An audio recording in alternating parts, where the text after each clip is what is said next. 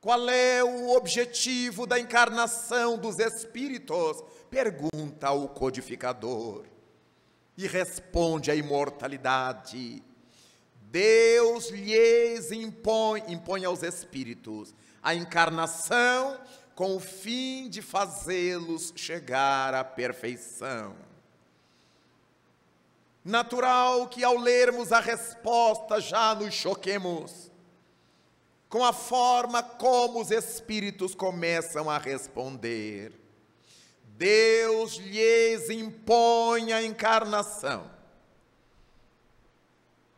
E os mais legalistas começaram a discutir, mas por que Deus nos impõe? Por que É que na primeira pergunta do Livro dos Espíritos, os imortais dizem que Deus é a inteligência suprema do universo. Se é suprema, não existe outra superior. É a máxima. Causa primeira de todas as coisas.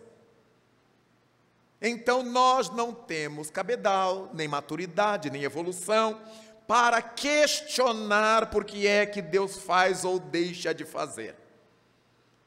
Deve-se à nossa inferioridade, porque todo inferior é abusado, questionar de Deus. Por que é que Deus faz? Porque se Deus resolver nos dizer, a gente não vai entender. Porque Ele é a inteligência suprema do universo, e não da nossa cidade, nem do nosso centro espírita, e nem do nosso planeta.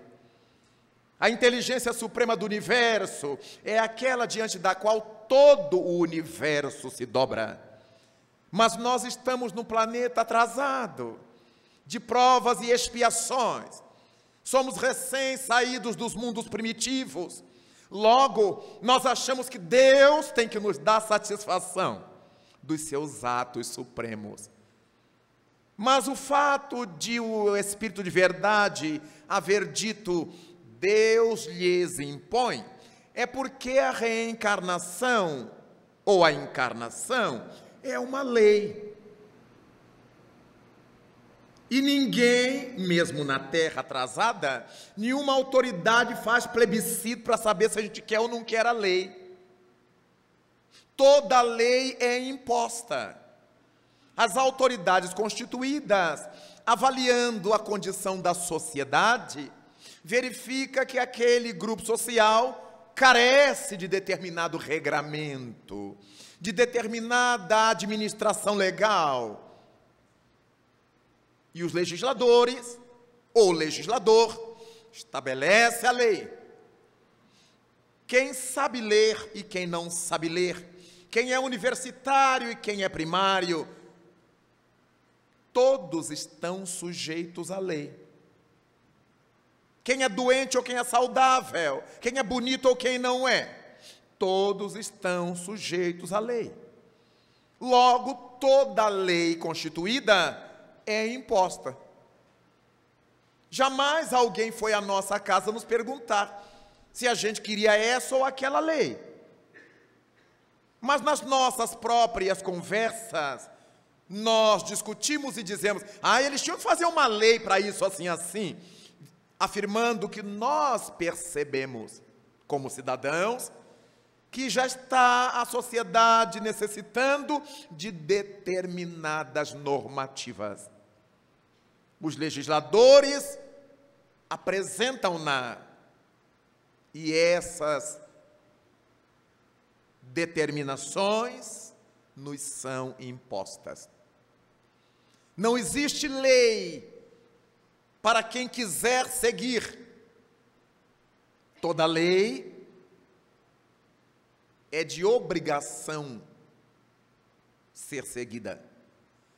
Então já entendemos que a encarnação dos espíritos é uma lei divina. Por isso Deus nola impõe. Toda lei, repitamos, é imposta. Então já entendemos por que é que Deus nos impõe.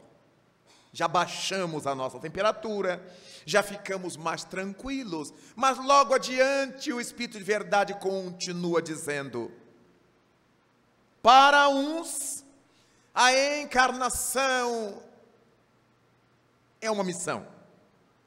Para outros, a encarnação é uma expiação. Então temos que parar para pensar o que é isto. Na encarnação dos espíritos na terra, já existem aqueles que chegam em missão e já existem aqueles outros que chegam em expiação. Aí o nosso raciocínio começa a trabalhar. Porque o Espiritismo é uma doutrina de discernimento, não é de acatamento cego ou de aceitação inconsciente. Nós temos que raciocinar para que aquilo que aceitamos, como diz no Evangelho segundo o Espiritismo, a respeito da obediência, seja o consentimento da razão. A obediência é aquilo que a razão já nos liberou. Eu acato, eu obedeço, quando o meu discernimento já me disse, é por aí, é isso aí.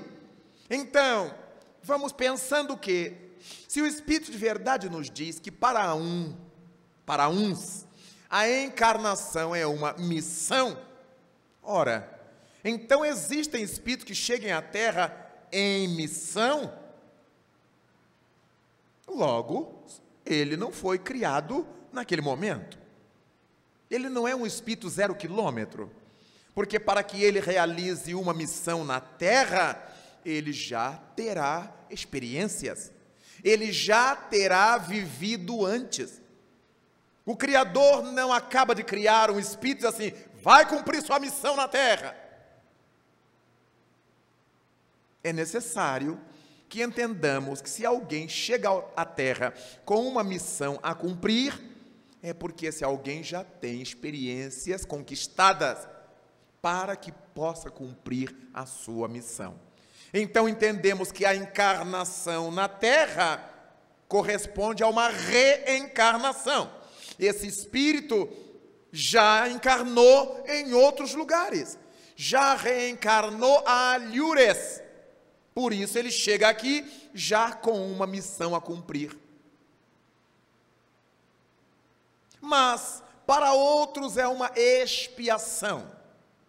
Expiação com X, porque expiação com S é de olhar, é de espiar. Expiação com X é pagar dívidas, é resgatar débitos. Então, se o espírito já encarna na Terra com débitos a pagar, é porque ele já viveu antes. E se comprometeu onde viveu.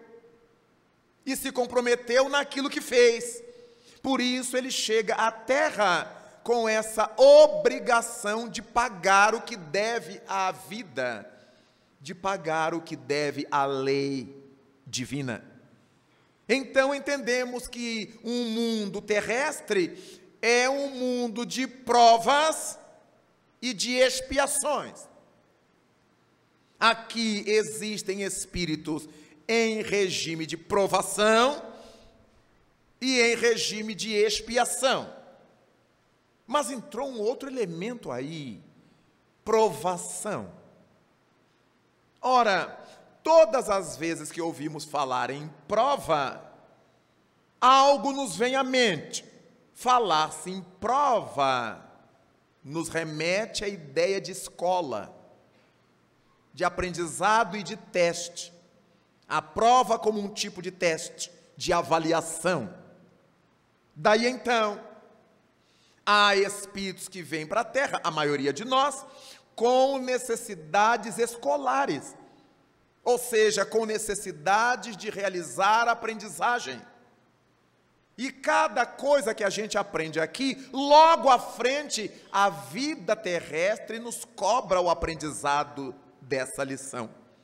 Acabamos de aprender uma coisa, a vida nos coloca diante da necessidade de sermos testados. Então, a cada momento nós estamos sendo provados, sendo testados. Usando a linguagem escolar, estamos sendo avaliados. Por isto, este é um mundo de espíritos que necessitam aprender. E ao aprender são testados, ao aprender são avaliados, para que verifiquemos se a lição foi bem aprendida. Por isso é que a Terra é um mundo de provas ou de provações.